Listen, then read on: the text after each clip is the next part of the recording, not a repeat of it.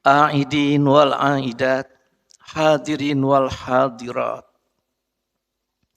Jika saya melihat jamaah sekalian begitu cerah, begitu bahagia, begitu merasakan kebahagiaan atas Idul Fitri yang kita rayakan.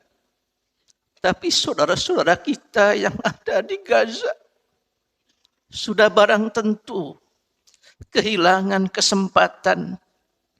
Ada yang mendadak jadi yatim, ada yang mendadak jadi yatim piatu.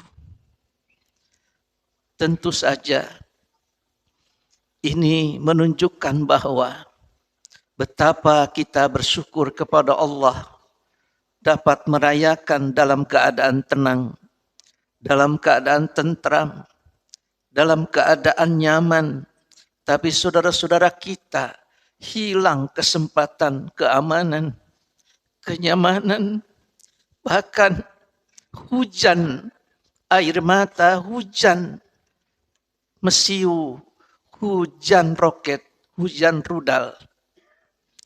Ibadah saum dihantui dengan kesulitan, rasa takut, tidak ada rasa aman. Sementara kita saat ini betul-betul berada dalam ketenangan, kenyamanan, ketentraman. Sungguh merupakan sebuah rasa syukur yang tak terhingga saat kita merayakan Hari Raya Idul Fitri saat ini. Entah berapa kali lagi Idul Fitri bisa kita rayakan. Dan tentu saja, walau bagaimanapun mereka adalah saudara-saudara kita. Seorang ulama internasional membuat sebuah ilustrasi yang sangat sederhana, yaitu ada 3 penjahat di dunia ini, di mana ketiga penjahat itu mereka ngobrol, mereka itu saling menyapa antara satu dengan yang lain, bicara tentang kejahatan. Ternyata satu dengan yang lain itu tidak mau kalah. Dari 3 orang penjahat ini, kata seorang, dia menyampaikan, aku paling jahat. Lalu kata seorang lagi, kamu tidak seberapa jahat ketimbang aku. Kata seorang lagi, kalian berdua itu tidak ada apa-apanya. Maka ketika itu dia ternyata membuktikan kejahatannya. Saat di mana ada seorang nenek lewat, kemudian oleh seorang penjahat itu dipukulinya, sampai nenek itu jatuh, berdarah. Bahkan tidak cukup sampai di situ, melainkan ada kayu, dipukulinya si nenek itu sampai pingsan. Betapa aku ini paling jahat, tidak punya perasaan dan tidak punya peri kemanusiaan, sehingga aku pukuli itu nenek-nenek, dan aku ini termasuk si raja tega. Lalu penjahat yang kedua tidak mau kalah, diambilnya golok, diambilnya pisau, kemudian badan si nenek yang sudah jatuh pingsan itu dimutilasi. Setelah dimutilasi kemudian dicincang sampai sudah tidak ada lagi bentuk seorang nenek-nenek itu. Ternyata kedua orang itu menyampaikan, silahkan, siapa di antara kita yang paling jahat? Ternyata seorang lagi yang diam itu dia berucap, yang paling jahat itu sebetulnya aku. Kedua orang penjahat itu protes. Bagaimana kamu bisa dikatakan jahat? Kamu itu kan diam. Sementara aku memukulinya sampai pingsan. Dan aku pun malah mencincang sampai nenek itu tanpa bentuk. Tidak ada bentuknya. Maka kata seorang yang diam itu, akulah yang paling jahat. Kenapa kamu dibilang jahat? Karena kamu itu diam.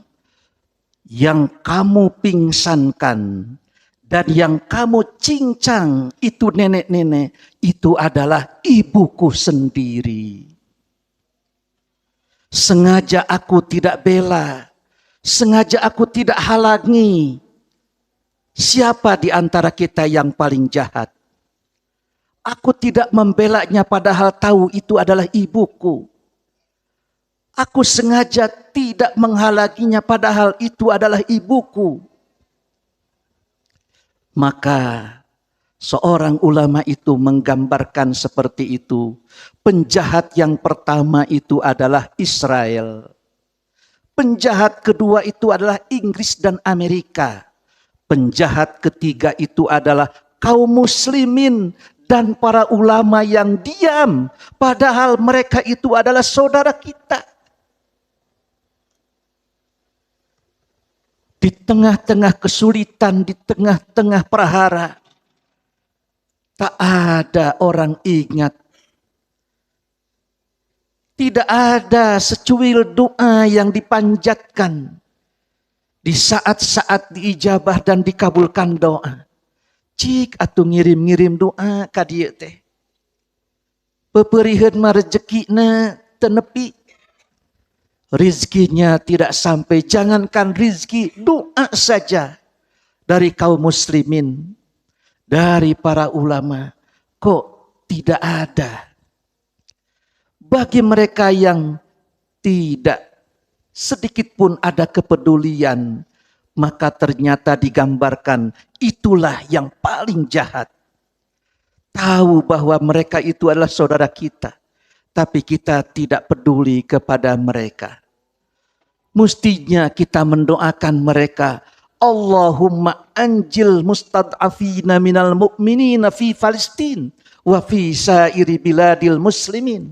Ya Allah, selamatkanlah saudara-saudara kita di Palestina dan di negara-negara yang mayoritas muslim. Allahumma ansur ikhwananal mujahidin fi Palestin wa fi sairi biladil muslimin. Ya Allah, berikan pertolongan kepada para mujahidin, baik di Palestina maupun di negara-negara sekitarnya.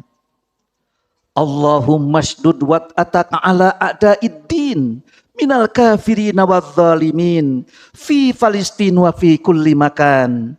Ya Allah, keraskan siksaanmu kepada orang-orang kufur dan orang-orang zalim di Palestina maupun di tempat mana saja mereka itu berada. Inilah doa barangkali sebagai sebuah solidaritas kita, karena mereka itu adalah saudara-saudara kita. Walaupun mereka dicincang, mereka dihantui kesulitan, mereka diberikan ketidaknyamanan, mereka itu betul-betul menghadapi ketakutan, kecemasan. Tapi bangsa Palestina ternyata mulia di mata dunia. Mulia juga di mata Allah Subhanahu wa ta'ala. Tak ubahnya seorang yang dimasukkan ke penjara, tapi mereka itu masuk penjaranya karena memegang prinsip kebenaran. Walaupun dimasukkan ke tempat yang hina, tapi tidak Allah hinakan. Tidak Allah jatuhkan, tidak Allah rendahkan. Berbeda dengan seorang yang memiliki akun 371 triliun. Justru orang kalau pakai rompi itu gaya, mulia, tapi orang pakai rompi orange justru tidak mau mendekat kamera. Ini membuktikan tidak semua orang yang duduk di tempat yang mulia itu mulia. Dan tidak semua orang yang duduk di tempat yang hina itu hina. Akan tetapi apabila Allah sudah memuliakan, tidak ada orang yang bisa merendahkan. Apabila Allah sudah mengangkat harkat derajat seseorang, tidak ada yang bisa menjatuhkan, tidak ada yang bisa menghinakan. Tidak sedikit orang mencari kemuliaan dengan berlimpahnya harta. Tapi setelah harta dikumpulkan, ternyata apa yang didapat? Justru ketika kita melihat sejarah, Qarun itu direndahkan, dihinakan, dijatuhkan harkat martabatnya oleh Allah Subhanahu wa taala karena berlimpahnya harta. Sehingga tidak ada seorang ibu yang hamil menginginkan agar ketika anaknya itu lahir, kelak ingin menjadi konglomerat seperti Qarun. Sehingga dikasih nama, sudah namanya Qarun saja. Tidak pernah ada simpati dunia. Begitu juga ada orang yang mencari kemuliaan itu dengan karir yang melejit, karir yang tinggi. Tapi apa yang terjadi? Haman, Perdana Menteri Fir'aun. Tentu saja Perdana Menteri itu adalah karir yang paling tinggi. Tapi apa yang terjadi? Justru Haman dijatuhkan. Haman direndahkan dan dihinakan karena jabatannya, karena karirnya. Ada orang ingin mencari kemuliaan itu dengan kekuasaan. Tapi apa yang terjadi? Fir'aun kurang kuasa apa? Dia begitu berkuasa, sewenang-wenang, dia penguasa tunggal. Tapi apa yang terjadi dengan Fir'aun? Fir'aun justru direndahkan, dijatuhkan, dihinakan harkat dan martabatnya. Ditenggelamkan di lautan. Tentu saja ini bukan kemuliaan yang didapat, justru malah kehinaan dan kerendahan. Oleh karena itu, benar apa yang diungkapkan Allah dalam surat Fatir ayat 10. A'udzu billahi minasyaitonir rajim. Man kana yuridul izzata falillahil izzatu jami'a. Siapa orang yang menginginkan kemuliaan, maka kepunyaan Allah lah kemuliaan seluruhnya. Oleh karena itu, jangan mencari kemuliaan yang bukan dari pemilik kemuliaan itu. Kemanakah kita mencari kemuliaan hidup, baik di dunia maupun di akhirat? Mintalah kepada pemilik kemuliaan tersebut. Siapakah pemilik kemuliaan itu? Pemilik kemuliaan itu adalah Zat yang Maha Mulia, yakni Allah Subhanahu wa ta'ala. Siapa orang yang menginginkan kemuliaan hidup di dunia maupun di akhirat, maka mintalah kepada Allah Subhanahu wa ta'ala.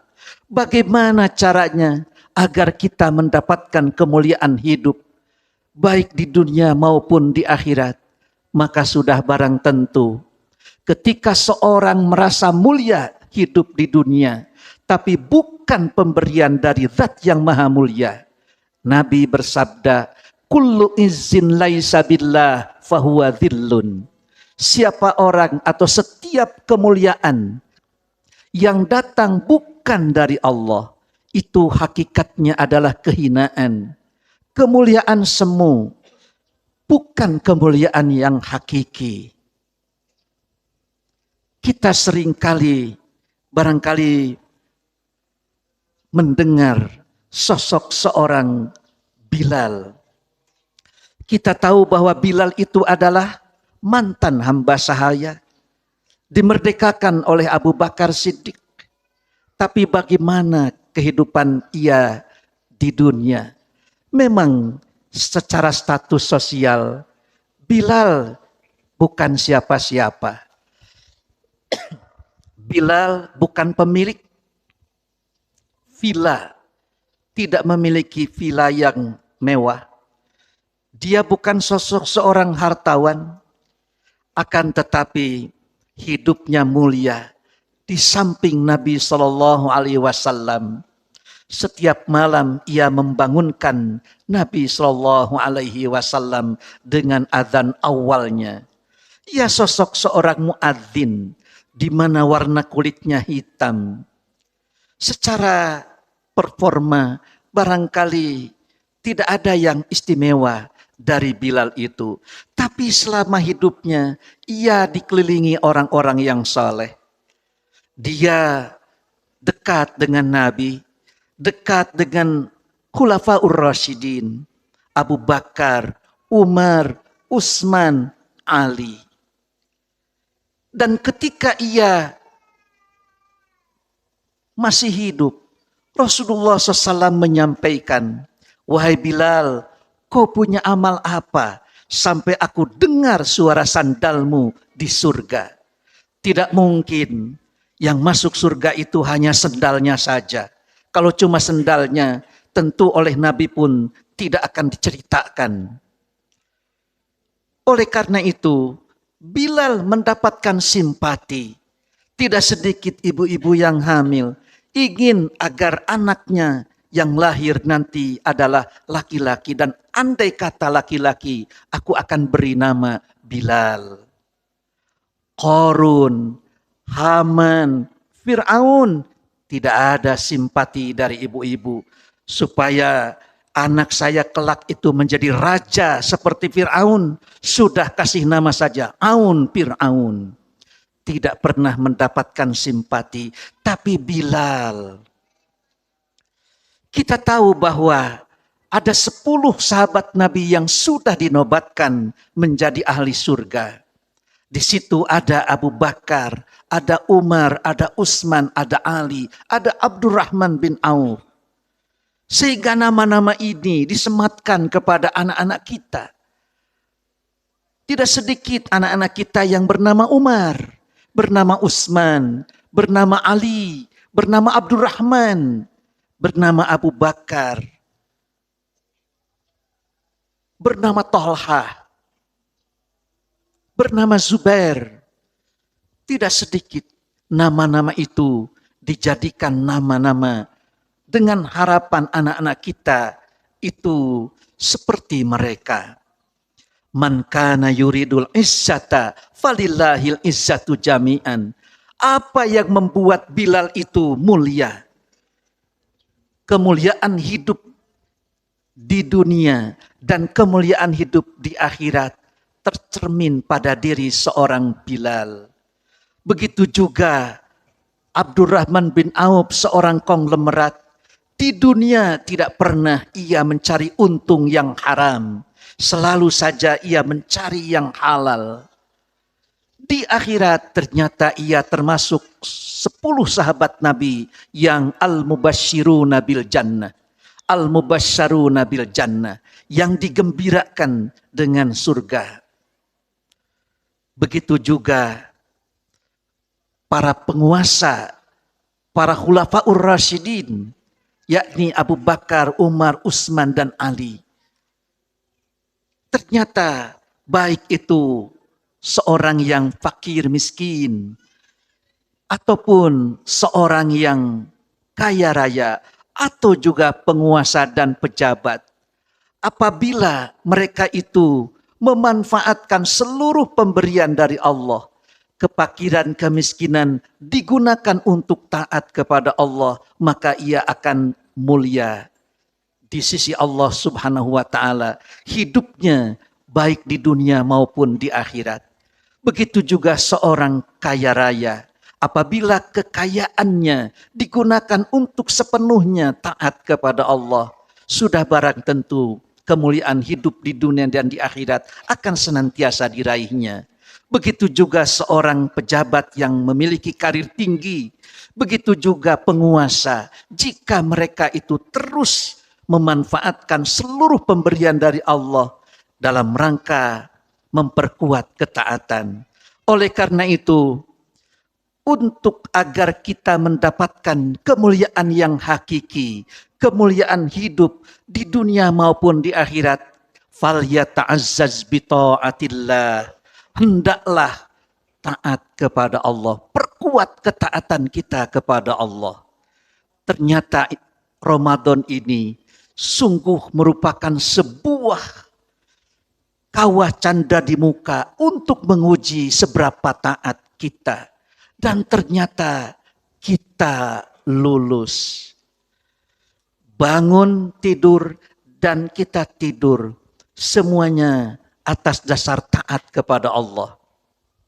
Betapa tidak, walaupun berat untuk bangun sahur, tapi karena kita taat kepada Allah, maka kita pun bangun.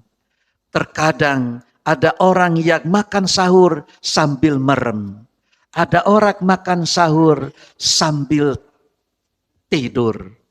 Akan tetapi tetap sahur itu dilakukan. Dan walaupun dalam situasi yang sangat berat, akan tetapi ketaatan mampu diwujudkan.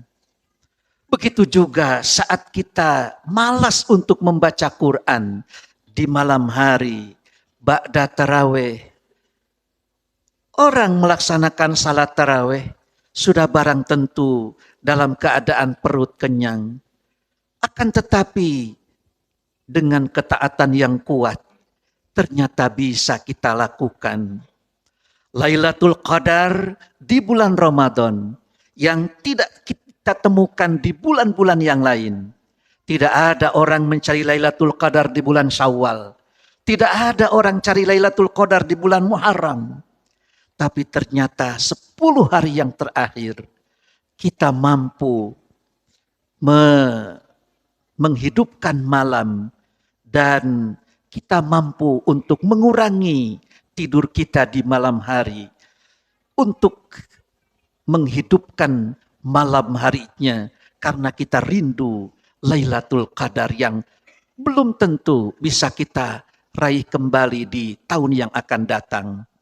Tidak ada sesuatu yang bisa memastikan bahwa tahun depan kita bisa mengenyam Lailatul Qadar, bisa melaksanakan Idul Fitri, bisa melaksanakan saum seperti yang sudah kita kerjakan. Oleh karena itu, aidin wal aidat perlu dan wajib kita syukurkan Ramadan ini.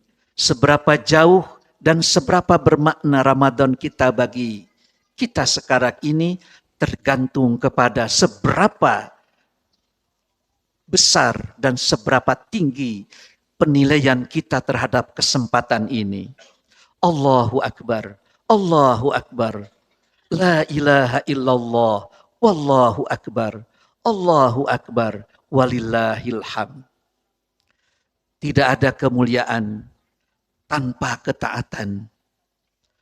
Taatlah yang bisa memuliakan kita. Ternyata bagi orang mukmin, gembira itu sangatlah sederhana. Ada seorang menangis karena gembira. Begitu saya tanya, mengapa kamu menangis? Saya gembira, Ustadz. Apa kegembiraanmu? Saya tahun ini bisa membayar zakat fitrah. Dengan membayar zakat fitrah saja orang gembira. Padahal orang tidak mendapatkan baju yang indah, busana yang indah, mereka itu sedih. Tapi orang ini justru malah gembira, saking gembiranya bertetes air mata karena mungkin zakat fitrah bagi dia itu adalah jihad yang berat. Ternyata bagi seorang muslim itu, kedatangan maghrib di tiap hari itu pun adalah kegembiraan yang luar biasa. Terlebih-lebih saat ini walaupun kita berpisah dengan Ramadan begitu sedih. Akan tetapi Idul Fitri ini pun adalah kegembiraan. Sebagaimana Rasulullah sabdakan, Lisoimi farhatan. Bagi seorang yang saum itu ada dua kegembiraan. Kegembiraan yang pertama sudah kita rasakan saat kita berbuka, saat kita beridul fitri. Dan kegembiraan yang hakiki nanti, yang masih misteri, yaitu saat kita bertemu dengan Allah Subhanahu wa ta'ala. Zat yang menciptakan kita. Itu adalah puncak kenikmatan. Bertemu dengan zat Allah. Saat ini saja kita bertemu dengan anak-anak terkasih. Dengan keluarga tercinta, datang dari Jakarta, datang dari sana, dari sini, betapa gembira, apalagi kita bertemu dengan zat Allah Subhanahu wa ta'ala. Kata Nabi, kelak kita akan bertemu dengan Allah seperti halnya kita melihat bulan purnama. Tidak ada yang berdesak-desakan. Kita bertemu dengan zat Allah Subhanahu wa ta'ala. Kita malah justru tidak bergembira saat orang-orang bergembira karena kegembiraan kita didasarkan atas dasar taat kepada Allah. Bukan karena baju indah yang membuat kita gembira, tapi ketaatan yang bertambah. Mudah-mudahan Allah Subhanahu wa ta'ala selamanya memberikan kegembiraan kepada kita saat kita taat. Allahumma rzuqna surur bitta'ah. Ya Allah, berikan kegembiraan kita saat kita menunaikan ketaatan kepada Engkau. Ya Allah. Allahumma rzuqna surur bitta'ah. Hanya dengan taat kepada Allah. Saat seorang menunaikan salat berjamaah, tepat pada waktunya, dia cukup bergembira. Bahkan ketika satu hari tidak salat berjamaah, ada yang menyebutkan innalillahi wa inna ilaihi raji'un. Berarti itu adalah musibah bagi dirinya. Padahal ada yang 1 tahun tidak salat berjamaah, tidak innalillahi wa inna ilaihi raji'un. Tidak merupakan sebuah musibah. Oleh karena itu, kemuliaan akan didapat bagi orang-orang yang ketaatan bertambah. Mudah-mudahan Allah Subhanahu wa ta'ala memberikan kepada kita semua tuntunan agar kita gembira saat kita melakukan dan diberikan kelenturan, diberikan kemudahan, kelonggaran, keringanan saat kita melaksanakan taat kepada aturan dan ketentuan Allah. Rabbana hablana min azwajina wa dzurriyyatina qurrata a'yun waj'alna lil muttaqina imama. Rabbana atina fid dunya hasanah wa fil akhirati hasanah wa qina adzabannar. Taqabbalallahu minna wa minkum. Semoga Allah menerima amal ibadah Ramadan kita sebagai amal yang saleh. Allahu ya'khudhu bi'aidina ila ma fihi khairul Islam wal muslimin. Aqulu qawli hadza wa astaghfirullah li wa lakum. Wassalamu alaikum warahmatullahi wabarakatuh.